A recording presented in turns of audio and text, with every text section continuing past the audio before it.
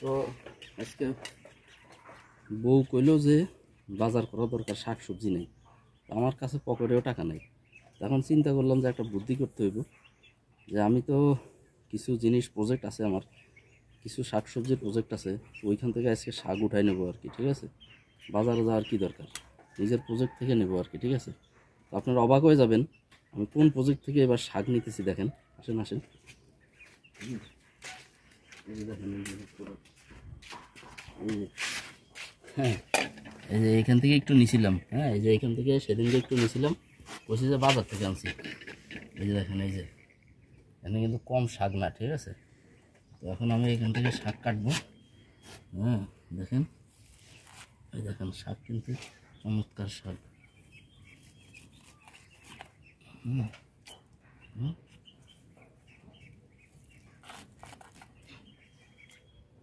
এটা কিন্তু আমার একটা বড় রকমের ক্ষেত, সবজি ক্ষেত।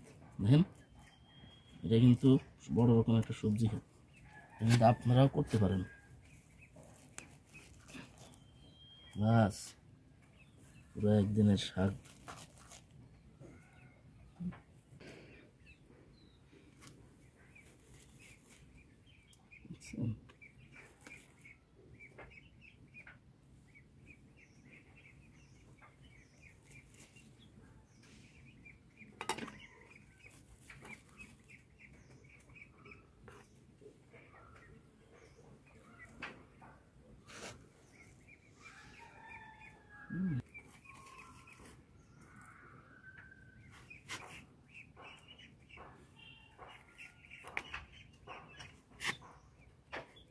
ঠিক আছে, তো যে দেখেন শাক নিছি, শাক কিন্তু কম শাক হয় না।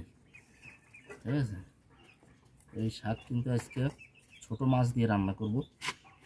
বুঝছি যে ছোট মাছ দিয়ে রান্না করতে হবে। শাক এনে দাও ছোটো ছোটো, মানে শাক দিয়ে ছোটো মাছ রান্না করবে আমার বউয়ের। তো এখন আমি এখন এই যে শাক নিয়েছি, আমার আর বাজারে যাওয়ার দরকার নেই, ইনস্ট্যান্ট কিন্তু আমার শাক হয়ে গেছে। দেখতে পাচ্ছেন দর্শক, ইনস্ট্যান্ট আপনারা। হ্যাঁ, এখন আমার কিন্তু বাজার যাইতে হইতো নাহলে, যে শাক যদি না হইতো। ঠিক আছে, এগুলো যদি আমি ছোটো মাছ দিয়ে শাক দিয়ে ছোটো মাছ দিয়ে, মানে গুঁড়া মাছ যেগুলো, হ্যাঁ, তো ওই মাছ দিয়ে যদি আমি এই শাক রান্না করি কিন্তু অনেক সুন্দর হবে। ঠিক আছে, একবেলা হয়ে যাবে। ঠিক আছে, তো এই যে এখানে ফেলাইছিলাম, এখন এগুলো উঠে ফেলা দিয়ে মাটিগুলোরে আরেকবার ঝুরে ঝুরে করে, আমার কাছে বীজ আছে, আবার বীজ ছিটাই দেবো। এক সপ্তাহ পরে আবার এরকম শাক হয়ে যাবে। ঠিক আছে, ওই যে একটা বীজতলা আছে, হ্যাঁ, এই যে একটা আছে, ওটা একটু পানি না দেওয়ার কারণে সমস্যা হয়েছে। তো এখন এই যে এগুলোরে আমি উঠে ফেলবো। দেখেন, উঠে ফেললে আবার কিন্তু এগুলা হয়ে যাবে আর কি।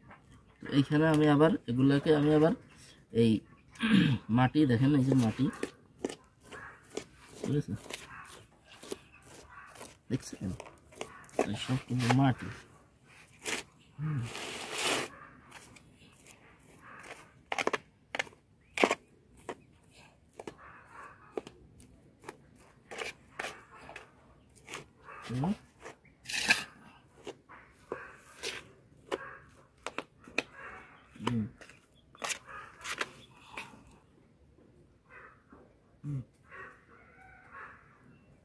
সুন্দর করে দেবো চারিদিকে ছড়ায় ছড়ায়, যাতে খুব ভালো হয়, বড় হয় আরও। তো এই যে হয়ে গেল আর কি। ঠিক আছে, তো এই যে হয়ে গেল বীজতলা, আমি এখানে আবার বীজ দিয়ে দেবো আর কি। ঠিক আছে, তো আর এগুলো তো খাবো, আর এইগুলো কি করবো দেখেন, এই যে এগুলো আমি আমার এই যে এইখানে, হ্যাঁ এইখানে এই যে এরাও কিন্তু খায় এগুলো। হ্যাঁ, এরাও কিন্তু খাবে। ঠিক আছে, এই যে এরাও কিন্তু খাবে। ঠিক আছে, তারপরে এই যে এরাও খাবে, হাঁস আছে এখানে, হাঁসও খাবে, খাবে। আবার এইখানে দিতে পারতাম, এখানে চারিদিকে দিতে পারতাম জৈব সার হইতো আর কি, জৈব সারের মতো হইতো। যাই হোক, আপনারা এই যে সবজির অভাব পূরণ করতে গেলে কিন্তু আপনারা এইভাবে করতে পারেন। ঠিক আছে, একটা ছোটো দিয়ে কিংবা বড় আকারও করতে পারেন ছাদে, নিচে পলিথিন বিছিয়ে মাটি দিয়ে আপনারা ছাদের উপরে এইভাবে করতে পারেন। আমি কিন্তু এইভাবে একটা করবো, আপনারা দেখবেন যে আমি ছাদে এরকম পলিথিন দিয়ে, তারপরে এরকম মাটি দিয়ে কিংবা কোকোপিট, হ্যাঁ, নারকেলের ছোবড়ার যেই গুঁড়াগুলা, ওগুলো দিয়ে একটা বীজতলা তৈরি করবেন বড়, ওগুলো দিয়ে আপনারা করবেন। আমি সেই ভিডিও আপনাদেরকে দেখাবো ইনশাল্লাহ। আসসালামু আলাইকুম রহমতুল্লাহ।